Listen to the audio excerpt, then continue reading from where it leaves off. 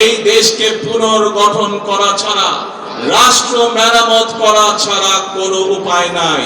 এবং শুধুমাত্র নির্বাচনের আগে নয়, আপনাদের নিশ্চয়ই কম বেশি সকলের মনে আছে, আমরা আজ থেকে প্রায় 2.5 বছর 3 বছর আগে বাংলাদেশের প্রত্যেকটি সেক্টরকে কিভাবে রাষ্ট্র পুনর্মেরামত করা যায়, কিভাবে সংস্কার করা যায়, তার প্রত্যেকটি 31 দফা আমরা জনগণের সামনে, দেশের মানুষের সামনে উপস্থাপন করেছিলাম। মনে আছে আপনাদের?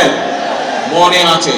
সেখানে আমরা কৃষকদের কথা বলেছি, সেখানে আমরা শ্রমিক ভাইদের কথা বলেছি, সেখানে আমরা ছাত্রদের কথা বলেছি, সেখানে আমরা নারীদের কথা বলেছি। আমরা প্রত্যেকটি শ্রেণী পেশা মানুষের কথা সেদিন আমরা সেখানে বলেছি। কারণ একটু আগেই যেই কথাটি আমি বলেছি যে এই দেশের শ্রমিক ভাইরা বাঁচলে এই দেশের মানুষ সব ভালো থাকবে, এই দেশের শ্রমিকরা বাঁচলে, কৃষকরা বাঁচলে এই দেশের মানুষ ভালো থাকবে। সেজন্য আমরা কৃষক ভাই সহ, শ্রমিক ভাই সহ, ছাত্র জনতা প্রত্যেকটি মানুষের জন্য এই সরকার কি করতে চায় তার পূর্ণ বিবরণ আমরা আমাদের 31 দফার মধ্যে তুলে ধরেছি।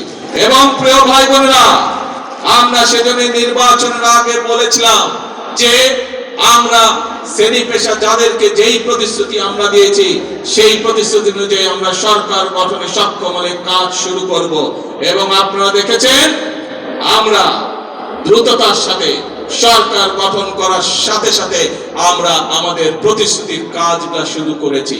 প্রিয় ভাই বোনেরা, নারীদের জন্য যে ফ্যামিলি কার্ডের কথা আমরা বলেছি, এই ফ্যামিলি কার্ড আমার শ্রমিক ভাইয়ের যে স্ত্রীরা আছেন তারা পাবেন। এই ফ্যামিলি কার্ড আমাদের কৃষক ভাইদের যে স্ত্রীরা আছেন তারা পাবেন। একইভাবে আমাদের প্রাইমারি শিক্ষক যারা আছেন তাদের স্ত্রীরা পাবেন। অর্থাৎ এইটি সকলের কাছে ধীরে ধীরে সকল পরিবারের কাছে পৌঁছবে। শ্রমিক ভাইরা যেরকম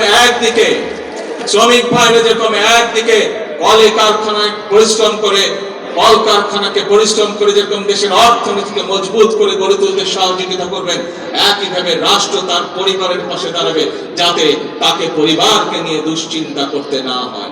একইভাবে আমরা ধীরে ধীরে দেশের শিক্ষা ব্যবস্থাকে গড়ে তুলতে চাই যাতে করে খেটে খাওয়া মানুষের সন্তানদেরকে লেখাপড়া নিয়ে চিন্তা করতে না হয় তাদের সন্তানদের জন্য।